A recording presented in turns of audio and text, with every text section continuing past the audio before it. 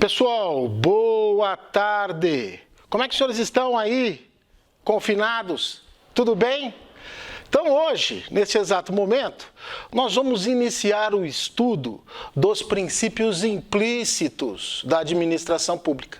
No vídeo passado, eu terminei de falar para os senhores sobre os princípios explícitos, ou seja, daqueles princípios que nós encontramos eles diretamente num texto legal. São aqueles que se originam das chamadas fontes primárias do direito administrativo, que são as leis.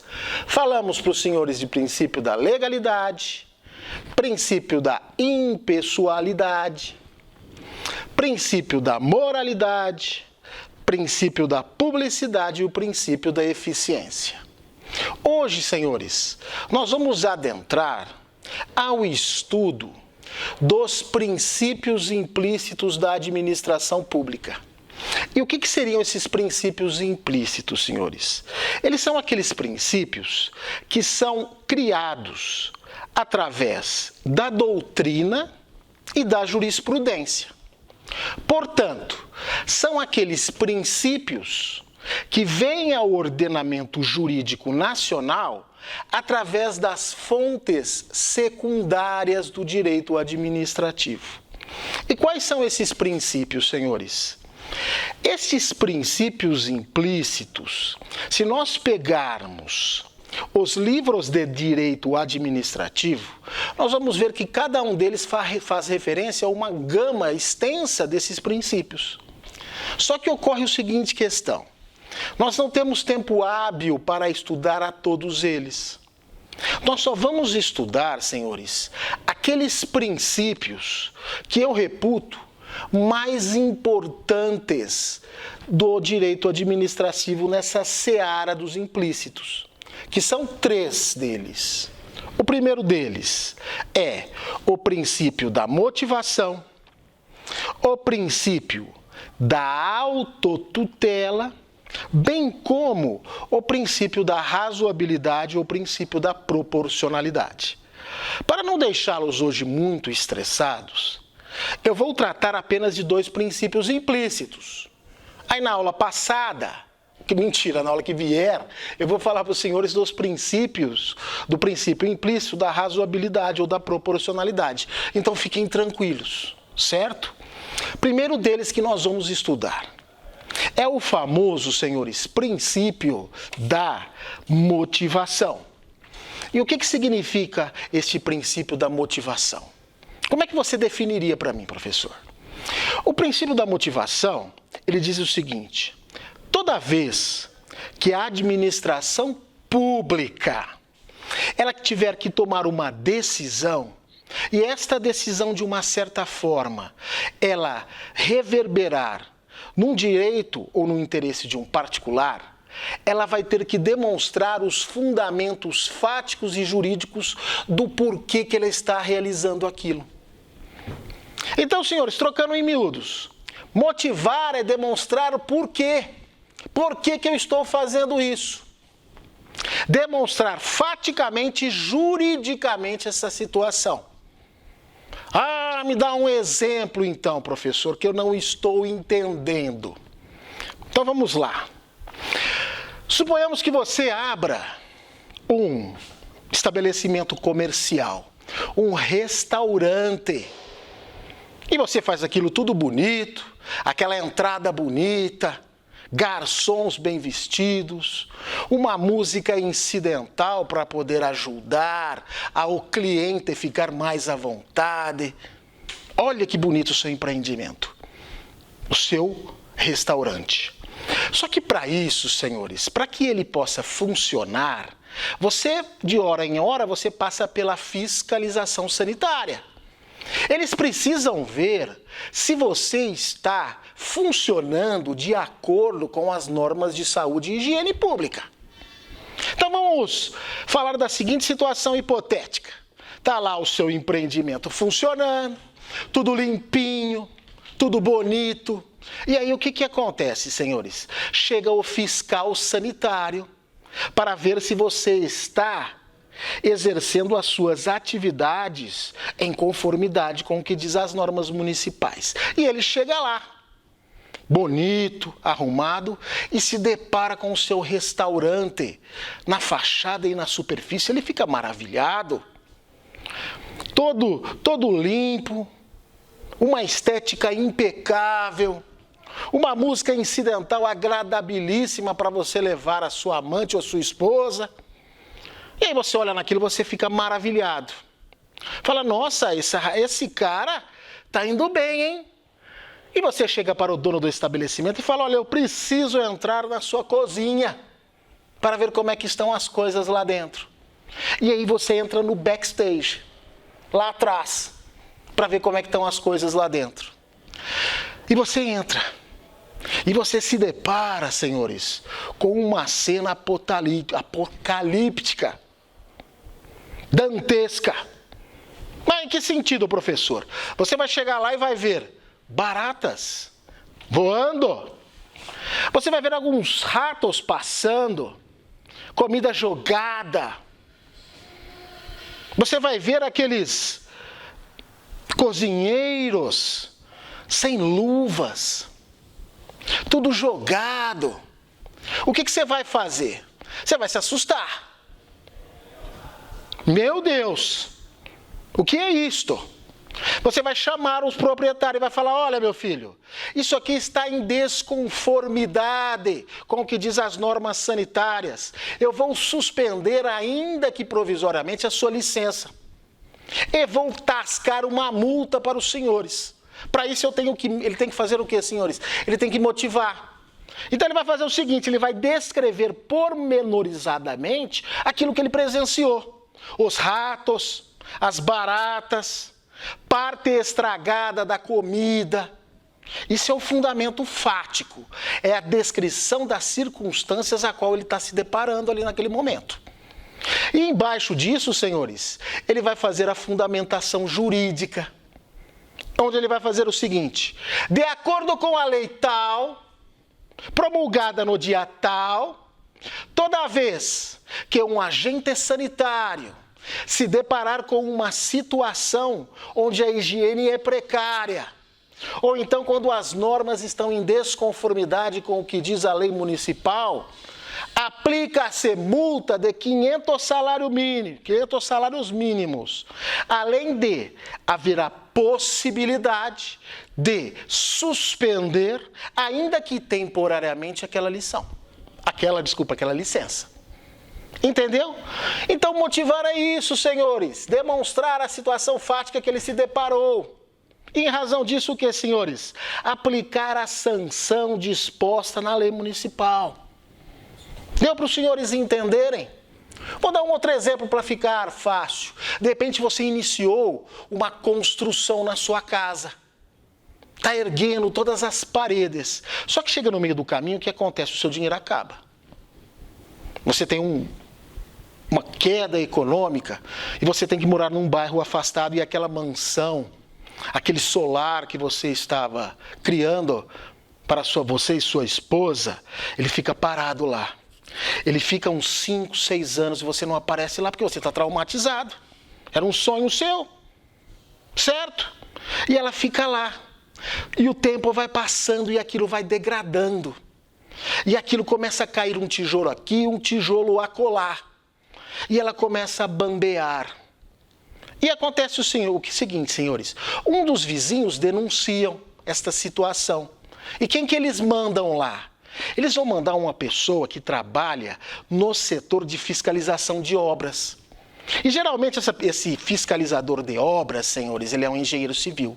E ele vai entrar lá no seu, como é que chama? Lá na sua construção. Afinal de contas está aberta, ninguém está mais passando por lá. E ele vai entrar, e o que ele vai perceber, senhores? Que se der uma chuva forte, aquilo tudo vai cair. E vai machucar alguém. O que ele pode fazer, senhores? Em primeiro lugar, ele vai buscar saber quem que é o proprietário. E ele vai pegar o documento lá na prefeitura, geralmente é o IPTU, e vai ver o seu nome lá. E o que ele vai fazer, senhores? Ele vai descrever a situação fática com a qual ele se deparou. Aqueles prédios em ruína, uma série de de tijolos já caindo, o mato dessa altura. E ele vai descrever tecnicamente isso, ele vai fundamentar faticamente. E um segundo motivo que ele vai falar, de acordo com a lei municipal tal, se este agente público se deparar com um prédio na iminência de deitar ruínas, ele pode notificar esse proprietário, obrigando a quê? A demolir aquela sua casa. E se ele não demolir, será aplicada uma sanção, uma multa, ou dependendo da situação, a própria administração pública, em razão da autoexecutoriedade dos atos administrativos, ele vai lá e derruba aquela casa. Mas para isso tudo, senhores, ele tem que motivar. Demonstrar as circunstâncias fáticas e jurídicas que vai impor aquela sanção, ou aquela determinação, ou aquela decisão para este particular. Certo? Então, motivar é isso. Deu para os senhores entenderem? Aí surge a seguinte questão, senhores. Quais atos administrativos eu tenho que motivar? Porque se nós formos ver, eu tratei isso com os senhores em poderes. Poder vinculado e poder discricionário. Poder vinculado. O agente público tem que agir da forma como a lei manda. Ele não tem liberdade da escolha. A lei manda fazer assim, ele vai ter que fazer daquele jeito e acabou. Mesmo que seja contrário ao que, senhores? As suas questões internas. Ele fala, mas isso aí está errado. Mas não importa, ele tem que aplicar a forma que manda a lei. Isso é um ato administrativo vinculado. E no discricionário? No ato administrativo discricionário, o que acontece? Eu dou uma liberdade para o agente público. Ele pode se deparar com uma determinada situação e, ao se deparar com ela, ele pode escolher qual caminho ele vai seguir para poder estar resolvendo esse problema para a administração pública e para o administrado. Aí eu dou o quê? Uma liberdade para ele, mas dentro da lei. Antigamente, o que os doutrinadores falaram? Bom, antigamente eles diziam o seguinte, só os atos discricionários, eles podem ser o quê, senhores? Eles podem ser motivados. Por quê? Se o ato for vinculado, o que acontece? Ele falou que manda a lei, então acabou. Este era o entendimento de antigamente. Diziam que só os atos discricionários poderiam ser motivados, porque ele teria que mostrar, quando ele está fazendo o documento, o porquê que ele está seguindo aquele caminho e não o outro. Mas o que acontece, senhores? Hoje, a doutrina, de uma certa forma, ela já mudou esse entendimento. E ela diz o seguinte, senhores, atos administrativos vinculados e discricionários, ambos têm que ser motivados. Eu tenho que demonstrar os fundamentos fáticos e jurídicos do porquê que eu estou praticando aquele ato daquela forma. Por quê? Qual que é o fundamento? Se esse ato administrativo, ele agride direitos individuais das pessoas, ele tem que ser motivado, não tem conversa. E aí surge a seguinte questão, pode passar por baixo, bem, pode passar aqui, fique à vontade. O que você faz parte do processo de aprendizagem. Então, senhores, o que acontece? Motivar todo e qualquer ato administrativo, vinculado discricionário, não tem conversa. E aí surge a seguinte questão que eu queria dizer para os senhores. Como é que é a forma específica da modificação? Qual é o ato administrativo específico para eu estar motivando este ato? Se a gente for ver, existe uma liberdade nesse sentido. De tal forma que eu posso usar de qual forma que os atos administrativos permitam. Ou seja, essa forma ela pode vir corporificada num determinado parecer. Ela pode vir notificada, ela pode ser, formalizada numa notificação. Ela pode vir a lume também, senhores, como eu disse antigamente para os senhores, através de um relatório, através de um laudo e por aí vai. A forma pouco importa. O que os doutrinadores dizem é o seguinte: o ato administrativo, para ser formalizado, ele tem que ser antes da sua prática ou contemporânea, no momento em que ele está se desenvolvendo. E eles dizem mais, essa motivação ela tem que ser necessariamente escrita e ela tem que ser clara, congruente. Escrita para quê? Para que ela perdure no tempo e as pessoas que sofreram o influxo desse ato administrativo, eles possam consultá-lo. Então ele ganha uma perenidade no tempo. E a outra, além de escrita, essa motivação ela tem que ser clara. Quando eu digo em clareza, eu estou querendo dizer que ela tem que ser didática. De tal forma que a outra parte, no caso o administrado, que está sofrendo os efeitos daquele ato administrativo, ele possa compreender o seu conteúdo. Isto então, senhores, é motivar os atos administrativos, certo? Então, obrigatoriamente, a forma pouco importa. Ele tem que ser claro, ele tem que ser o que? Explícito, e ele tem que ser escrito. E aí surge a seguinte questão. Por que se motiva os atos administrativos? A motivação, senhores, é por dois motivos. Primeiro deles, é para que a gente consiga controlar esse ato administrativo, para ver se quando ele foi praticado, realmente estava se buscando os interesses da coletividade. Para ver se aquilo ali, quando foi realizado, não foi com desvio de poder ou desvio de finalidade. Ou seja, quando eu uso, o agente público usa um poder que ele tem para buscar não os interesses nossos, mas os seus interesses egoísticos, particulares. Vou dar um outro exemplo. Suponhamos que esse mesmo fiscal, ele entre lá no seu, no estabelecimento, lá no restaurante. Só que nesse segundo exemplo, está tudo bonito. Na hora que ele entra na cozinha, no backstage, o que acontece? Ele vê que está tudo limpinho, ele vê que está tudo arrumado, todos trabalhando com luva, com máscaras. Mas o que acontece? O dono do estabelecimento foi inimigo dele na juventude. Eles estudaram juntos na faculdade e ele casou com a namoradinha dele. Você acha que ele vai perdoar isso? Mas está tudo correto, o que ele faz? Ele vai lá e tasca uma multa nesse cara. Ele tomou minha namorada.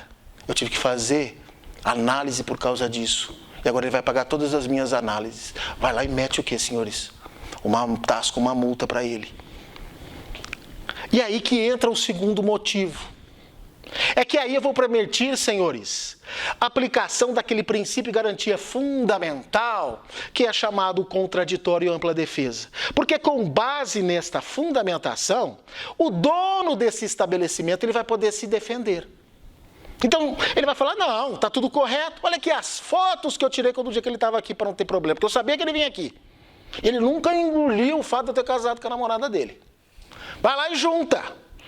Então a motivação é isso também, senhores. É para permitir que a pessoa que sofreu os graves efeitos desse ato administrativo, ela possa se defender. E mudar toda a situação e reabrir o seu estabelecimento.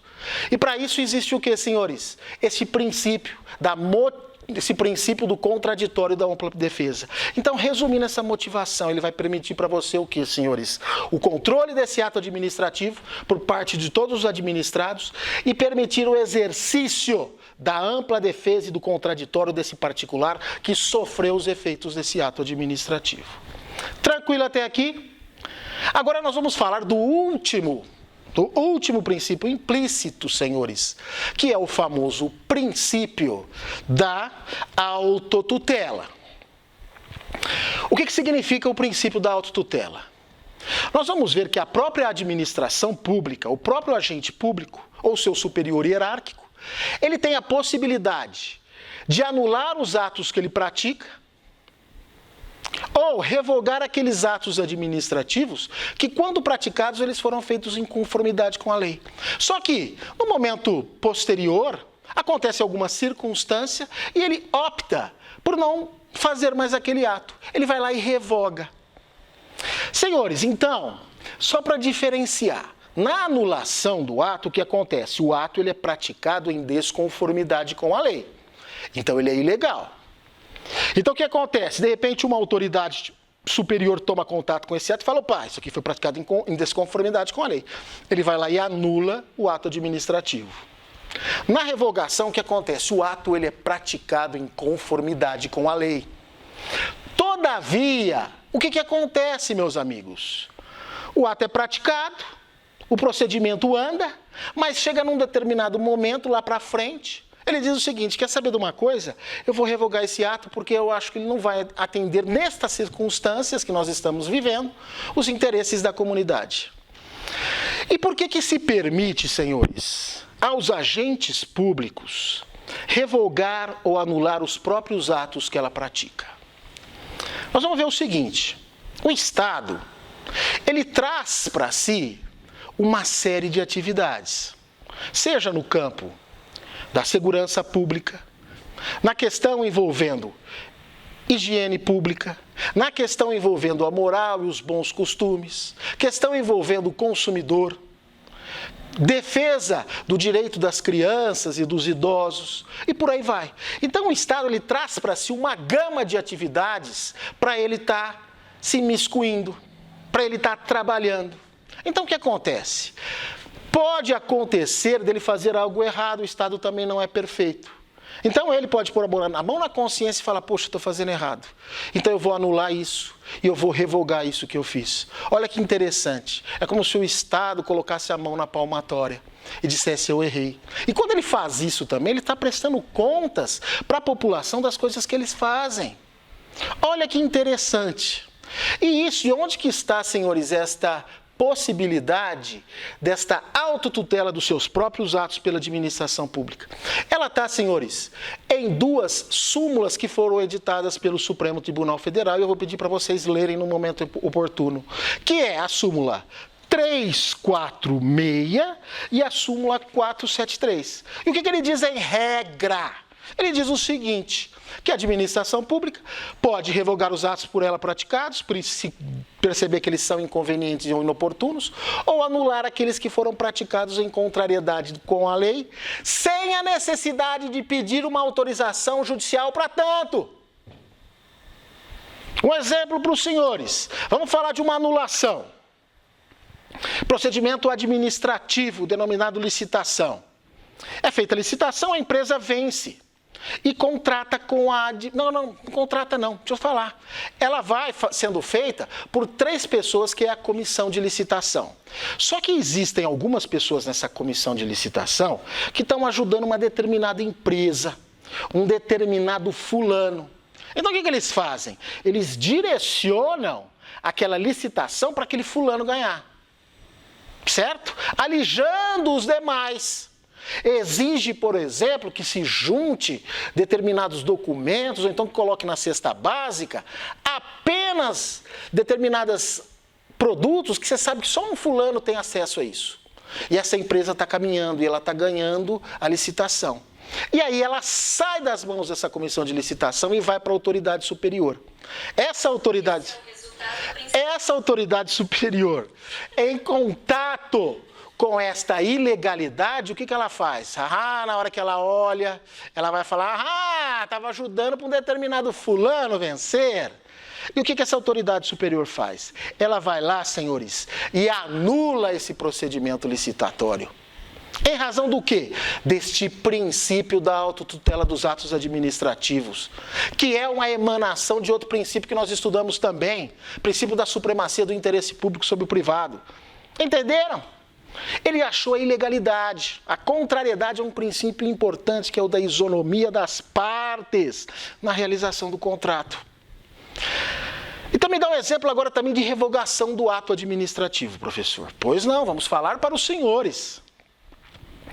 Suponhamos que o prefeito municipal de uma determinada localidade, ele tenha o interesse de revitalizar o centro da sua cidade. Porque o centro a gente sabe que vai deteriorando, né? Ele fala: eu quero um desenho arquitetônico, urbanístico, para eu modificar aquele centro da cidade, para ficar mais bonito e palatável. Para quem, senhores? Para os nossos administrados. E ele vai fazer o seguinte: ele vai abrir um concurso para isso. O concurso, nós vamos ver, é uma das modalidades de licitação, mas não se preocupem com isso agora. Ele publica o edital e fala: estou selecionando trabalhos realizados por urbanistas ou arquitetos que apresentem um desenho contemporâneo para a gente revitalizar o centro da cidade. Vai lá, publica o edital, forma uma comissão julgadora, certo? E para isso ela faz o quê? Convoca e aparece um monte de gente para apresentar os seus desenhos arquitetônicos. E quem ganhar esse desenho arquitetônico vai levar uma quantia em dinheiro. Mas o que acontece, senhores? Nós estamos vivendo esse momento complicado, onde a gente tem que mudar as nossas prioridades para resolver esse problema sério do coronavírus. O que esse prefeito municipal faz? Ele chega para o secretário de Cultura, que é a Secretaria de Cultura que está fazendo isso, ele fala, olha, vamos revogar isso.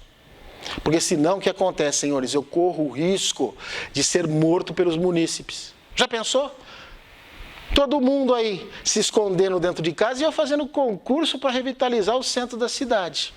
Tem alguma ilegalidade nisso, senhores? Não. Mas é inoportuno. Concorda? Então, o que o agente público faz nesse caso? O chefe de cultura daquela secretaria, ele chega e fala, baixa um baixa uma norma, um memorando, ou outra espécie de ato administrativo, dizendo, olha, estamos revogando temporariamente este concurso para a revitalização do centro da cidade. Certo? Deu para os senhores entenderem? E aí surge a seguinte questão, senhores.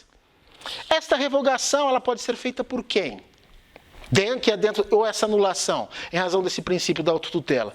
Nós vamos ver que o próprio agente público que praticou o ato, ele pode estar revogando, que é o caso desse secretário municipal de cultura.